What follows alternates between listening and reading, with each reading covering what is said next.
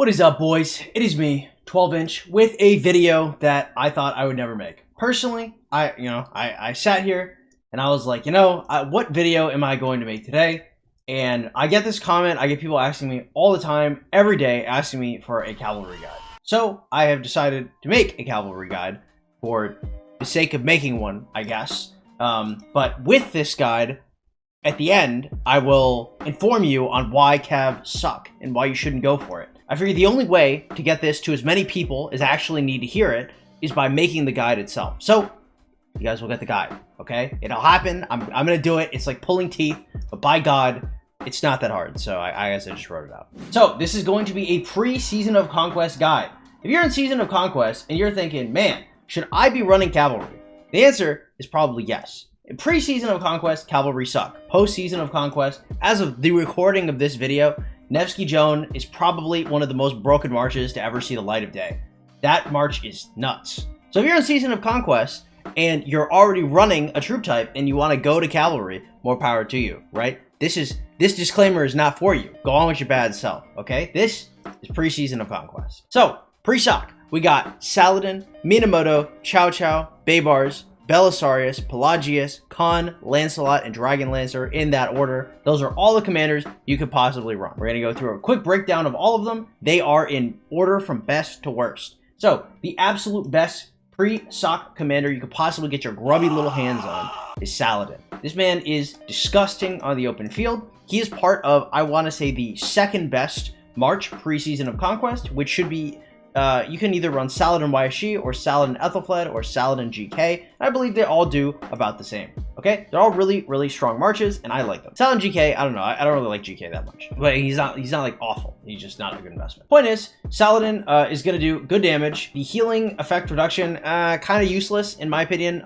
Personally, my opponents like healing on the open field as they're dying. I kind of like it because then I can kill more of them and get more sevs. But it is what it is. The march speed reduction is absolutely massive, gives him a ton of synergy with Ethelfled. It's really, really nice. Because, like, slowing people on the open field, especially when you're, like, slowing infantry or archers, is absolutely gargantuan. It goes from somebody getting away with half HP to somebody escaping with a frowny face. 5% march speed. Not very good, but you're cavalry anyway, so it's okay. 40% stats, really nice. Pre-Season of Conquest, you don't have the crystal stat, like, attack steroid that you're gonna get later on. So attack is still like pretty okay pre-Season of Conquest. I wouldn't worry too hard about it.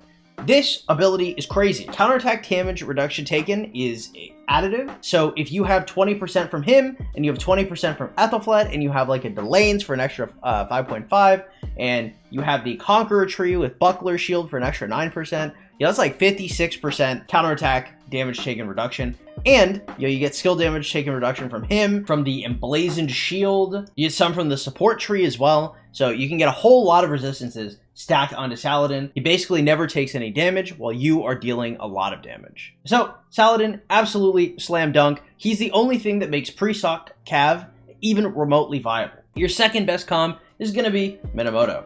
Minamoto, not that bad. Obviously, I'm F2P. If you're F2P, you're not running Cav. It is what it is. I know I've heard a lot of people, they go, oh, F2P, you can move in and out really fast. Sorry, y'all. That shit's not happening. I'm going to give you a quick little dose of reality. I'm just going to rip the band-aid off real quick. All right? If you don't have Minamoto, I mean, your start is rough. So Minamoto is going to be your second best here. He's really good pre-sock. I say really good. He's good, right? But he's especially good when it comes to making multiple marches. So if you have like 5 marches, in like 2 of which are Cav, like one is Mina Chow, one is like Saladin Ethel or Saladin Khan, and then you have like 3 other marches with some kind of mixture of like archers and infantry, then Mina's really good, right? If you're trying to run like 4 or 5 Cav marches, if you're running 1 march, then, kind of rough, but if you're running multiple marches, his 4th skill right here is really, really, really, really good. 10% chance to essentially absolutely nuke down whoever you're targeting is awesome. So running 4 or 5 marches pre-sock, highly suggest. The third commander on this list is going to be Chow Chow. I like him a lot.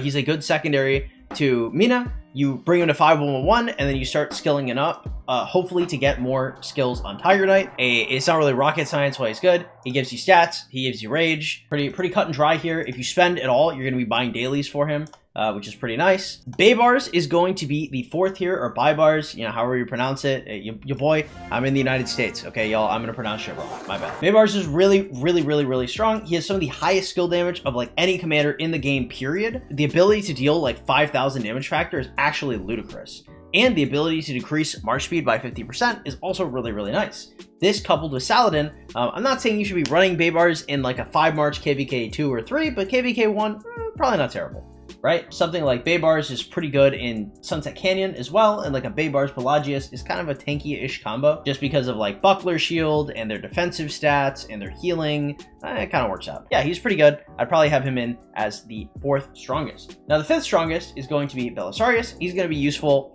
for like actually forever. He just is really good. He's really fast. He's a good peacekeeper. He collects runes. He just does a bunch of stuff for you. At this point in the list, none of the, you probably should not be fielding like Belisarius and below. They're just not worth the bang for your buck at this point. I think he's a fine commander. I wouldn't be running him as a 5 march. If you want to farm hit, you can farm hit. I find it kind of boring, but I know some people are really into that. But even if you are really into that, your Chow Chow might be your primary to like a Minamoto or something, or maybe it's Chow Chow Baybars. I don't know. I'm just not really with it. So I see why he could be useful. I just wouldn't put him any higher in the list.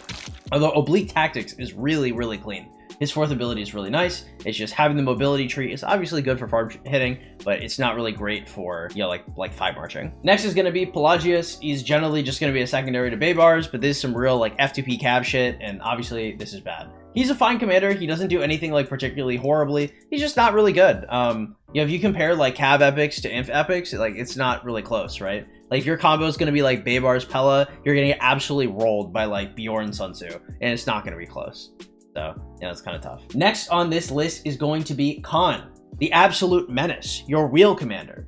This is probably going to be your easiest cav legendary to get, just because you're going to be able to spend a couple wheels for him. KVK2, he just isn't good. Yeah, I mean, you put 700 in him, right? Which is already crazy, right? You never want to do that. But if you did, right? I mean, he's not terrible, but like, okay, so his 4th ability here, when you consist of only cav and fewer than 50% units remain, you don't want to field him, right? You're probably trying to refresh when 50% of your units remain. Genghis Khan with less than 50% units is like the biggest red flag target I've ever seen in my entire life. But this is going to give you some kind of bonus for it.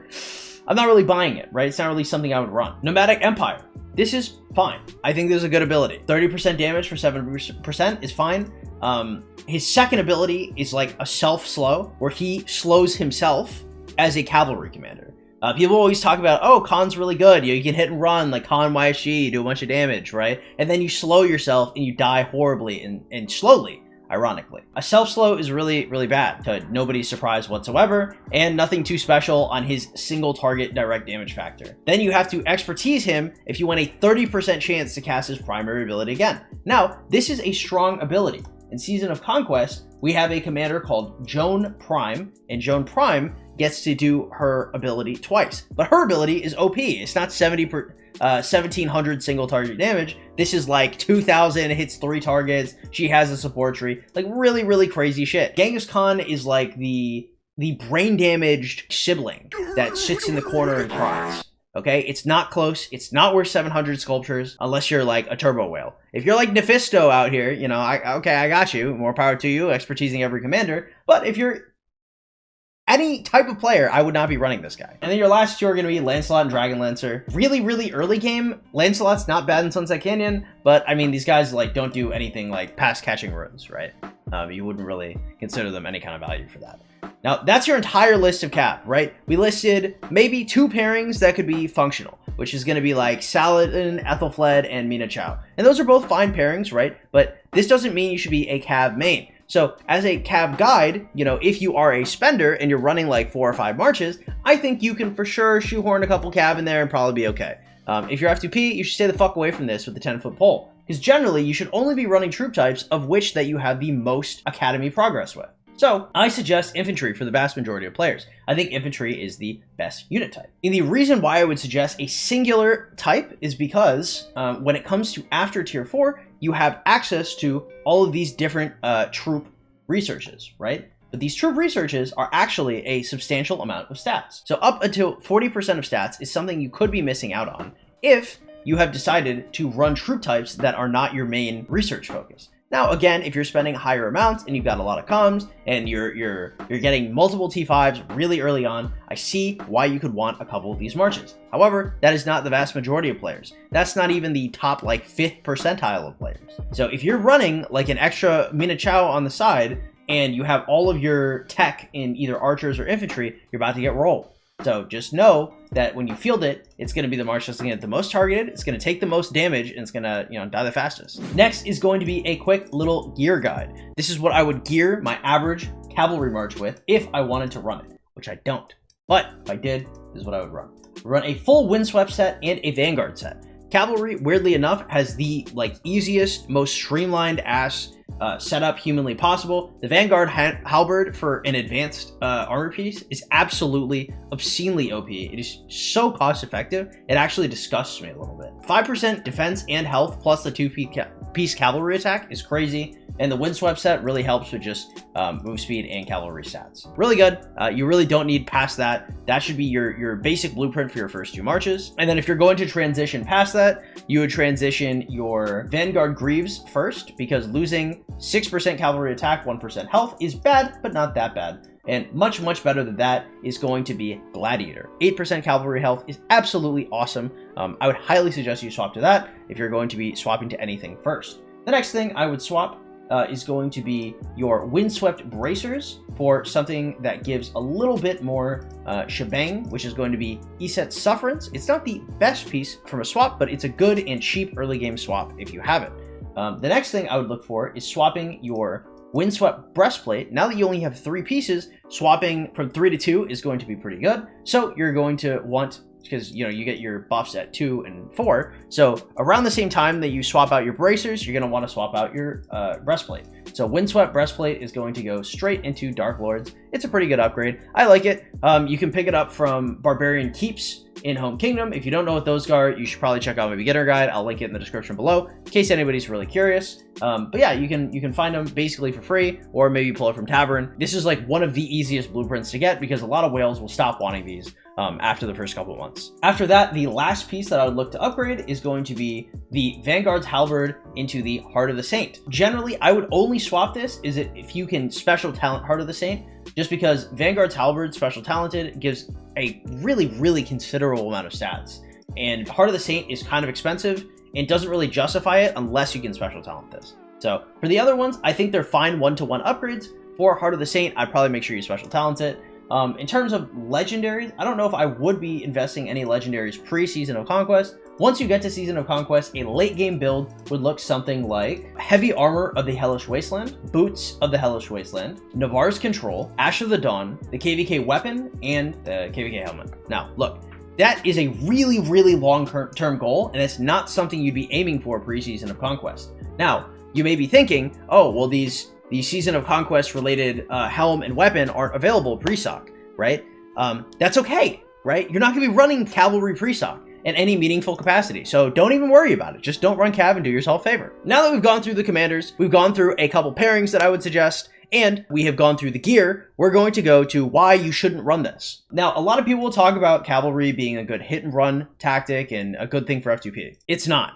This is going to shock all of you, or maybe none of you when I say this, but in order to get these sweet, sweet kill points when you're in the field of battle, you can't actually run away from everybody consistently. Now, if somebody targets you, you should move back into your murder ball, right? There's going to be 2 huge balls of targets that are fighting each other, right? And you're just trying to hit whatever's in front of you so you can hopefully AoE some stuff behind it, or just damage the thing getting hit by however many of your allies you are. But once you start seeing like 4 or 5 little swords flashing on your screen, right, that is a really big sign for you to move back. But you're not like running all the way home. You're like walking a little bit into your murder ball so your allies can get them off of you and kill them as they come in, because you're dragging them in with you, right? You don't need to drag them in at Mach 10. You just need to drag them in. Now, when you are in the field and you are doing damage, I'm not going to pretend like Baybars isn't out here putting in a lot of work, right? He's really strong. I'm not going to pretend like Minamoto Chow isn't doing a lot of damage. But if I were to compare these KVK1 commanders to something like a Sun Tzu YSG or like a Bjorn Sun Tzu, Sun Tzu is probably like the strongest epic to ever be released ever, and I don't even think it's close. So if you have the choice, like, oh, for epics, what would I rather look at? Would I rather look at Bjorn Sun Tzu or Barbaros Pelagius, right? You're going to get outclassed by simply epics. And just because you can move back a little faster doesn't mean that you're going to end up getting more kill points, right? You only need to move back a little bit into the murder ball. Now, on the flip side of that, if you are hitting people, right, in your infantry, and you're looking at all these Minamoto Chows, all these Barbaros Pelagius, all of these even Saladins later on, if you are running infantry, you're going to have access to the combat triangle. You're going to do a little bit more damage, and you're going to take a little bit less damage whenever you fight cavalry. I believe it's about a 5% of each. And on top of that, you're going to have access to the Iron Spear, which is going to do more damage to cavalry. Now, cavalry have access to halberd, which is going to do more to archers. However, archers are not very popular. So because archers aren't very popular, you're not going to get a lot of bonus out of this. Kind of a waste of talents, and you're generally going to take them anyway. Also, just noting, whatever talent trees you see on the screen, like, I do not care about my cav talent trees, so don't copy these. If you guys are looking for talent trees, you have to Google them. I don't have enough cav experience to really hook y'all up with that. But reasonably, if you are on the open field, you're going to be looking to target archers or other cav. You're not generally going to want to target infantry because infantry can generally beat the shit out of you. Or you could be the infantry that beats the shit out of cav when cav are the most common unit on the field. Next is going to be the garrison and rally meta. If you're in KVK1, the single best garrison you could possibly have is going to be YSG El Cid. Now, I know what you're thinking. It's an archer, right? It's an archer, cavalry beats archer. No. Okay, get that shit out of your head. Your best rally is probably going to be something like Thutmose YSG or like YSG Mehmed or YSG Freddy or some disgusting YSG combo is going to be your single best rally, and your single best garrison is also going to be that. Some of your more common rallies or garrisons might include like Martel YSG, and then cavalry's never going to break that ever. Maybe like some kind of like Mina YSG or like Minamoto Chow with really good gear could try against one of these YSG Cid garrisons, but I mean, you're probably just not going to find a lot of success. And realistically, like as soon as people see that, they're going to swap back into Martel YSG and they're going to punch you in the head repeatedly. If you're a rally or garrison, you're just not going to want this. If you're not a rally or garrison, you're on the open field, you know, you don't want to be running these cav and all these Sun Tzus, all these Richards, all these Martels on the field to just counter yourself repeatedly, right? There's no good part of this. And then once you get to like KVK2 and KVK3, you have a very, very small period where like Saladin Ethelflaed or Saladin YSG or Saladin GK is the big kahuna, right? You're on the open field, you're doing very well, and then Alex comes out and then Alex YSG becomes the best march and de facto beats the shit out of you because you're cavalry and they're infantry. On top of that, you have to get Saladin, your single best commander, from the Mightiest Governor event. Now, if you guys are brand new to the game and you guys are sitting down, scratching your heads thinking, why is this so bad? It's because the Mightiest Governor event is generally a very highly contested event in which one can get from like 1 to 180 sculptures, right? You're going to need at least 10 of these sculptures to expertise Saladin. So this means you're either going to have to get 2 top 25s or 1 top 15 in order to get your 10 sculptures. Now, this is not the most difficult thing ever. However, Saladin is super, ridiculously, obscenely contested. He is a ridiculously contested commander because he is so good. So many people like him. For KVK2, I have seen some people running like a Saladin YSG garrison, and it has worked pretty well. And then Saladin as a rallier, he's okay KVK2, right? He's nowhere near as good as a garrison as YSG Tommy will be. He's nowhere near as good of a rally as YSG Tommy will be because these cross-season migrants are just going to be better than you straight. But Saladin is still an excellent commander, and the higher players in your kingdom are going to be looking for him. So if you're looking to get like 1 or 2 commanders to run on the open field, Saladin is just a very difficult one to get. He's not bad necessarily, and if you want to have a Saladin Ethelflaed to complement your Alex YSG, I think that's generally fine. He's just difficult to get. For infantry, all you have to do is spin the Richard wheel. All you have to do is then spin the YSG wheel. And then once Alex comes up, you spin the Alex wheel. And then you suddenly have like the single best march in the game just because you spun a wheel a couple times. With Saladin, you know, if you get sick during MGE, maybe you're not on for a couple days, all of a sudden, you know, you're going like weeks without having him, without even having the opportunity to get him. It's not even a guarantee. You know, it's a really tough sell. Another reason why I don't like investing in cavalry early is because generally when you invest in a unit type, you are looking for legendary gear. Now, some of the legendary gear that I said earlier, like Navarre's Control and Ash of the Dawn, can both be picked up from the tavern. For archers, none of the tavern archer gear is generally something you're going to be running. For infantry, the only tavern gear that you generally run that is kind of scarce is going to be Hope Cloak. Now, technically, Eternal Knight is going to be an infantry piece that comes from the tavern that you'd be interested in, but every single KVK, you're going to find yourself holding on to an Eternal Knight, so it doesn't really matter if it comes from the tavern or not. However, Cavalry have Navarre's Control, and they have Ash of the Dawn. Now, with this context, would you rather have the like 8 to 10 months before Season of Conquest to pull potentially 1 or 2 of these from the tavern, or would you want to start spending gems on these blueprints as early as possible, build them, and then probably pull them later? Right? If we value blueprints around like 15,000, maybe even 20,000 gems, there's no reason why you'd ever want to spend your hard-earned gems on these blueprints just to pull them later. It's about a 1 in 40,000 chance to get any specific legendary blueprint. Spitballing here. So, I mean, the odds of you pulling, obviously you're not going to pull 40,000 crystal keys, but if you're opening a couple thousand by the 8-month mark or somewhere around then, you know, you get one at least every single day, and then you've got all these Sorolis, and you've got all these Ian's Ballads, and you got all this, like, you got a pretty decent amount of crystal keys, right? And, you know, if you have the chance to pull an Ash of the Dawn or the Navarre's Control, why would you want to spend all of these materials and blueprints on, like, what are some of your strongest pieces? Yeah, so, I mean, you know, it seems kind of rough to do.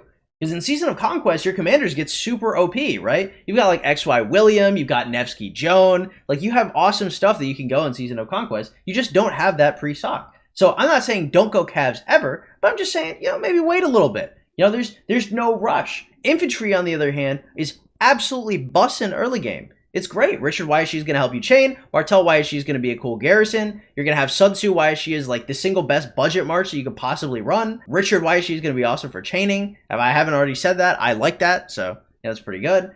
Richard Alex is going to be really good for doing like in-kingdom barbarian camps if you grind those. Like there's a bunch of really cool stuff that you can do for infantry. They're great for PvE. They're good for filling out a 5 march, and they just have a lot of utility overall, as well as being really easy to get, right? Versus like Cavalry are not easy to get with Saladin, or cost money like Minamoto, or you have to buy dailies with Chow Chow, or absolutely suck ass like Khan. And you have these all of these stipulations on all these Preseason of Conquest cavalry commanders that make it really tricky to run them. And even if you manage to run all of these cavalry commanders and find yourself with them in the field, you're still going to get dunked on by these infantry players. So guys, this is a cavalry guide. I got it. Now you know the truth and all the background, the gear, the comms you can run, and the pairings you can run. But do yourselves a favor, guys. Don't run Cav pre-Season of Conquest unless you are a whaley whale or migrating backwards. If you guys are running 5 marches, I understand. If you guys are not running 5 marches, do yourselves a favor, run Alex YSG, run Sun Tzu YSG, run these cheap infantry marches, save your precious gold heads for Season of Conquest until you find your Nevsky Joan or whatever current date's most broken cavalry marches. Do yourself a favor, save up for that, get yourselves your wonderful legendary gear, and absolutely smash on the open field. Just don't get smashed on the open field pre-Season of Conquest. I hope you guys enjoy the content.